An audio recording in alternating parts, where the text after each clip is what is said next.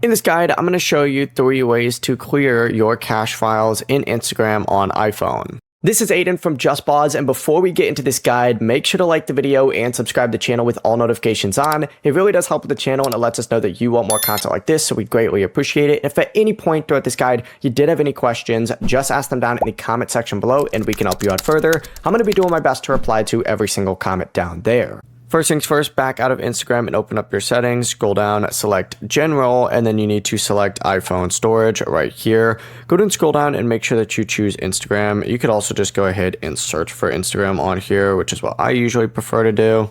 Open up Instagram, select offload app, wait for it to finish, and then after it finishes, go ahead and reinstall it.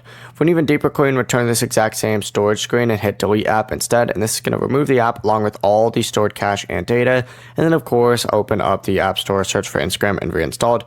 The final method clears your Instagram search history, so go ahead and open up Instagram itself, tap on your profile icon in the bottom right, and then go ahead and tap those 3 lines up in the top right. Scroll down on here until you see your activity. Open that up, and in this section, find recent searches.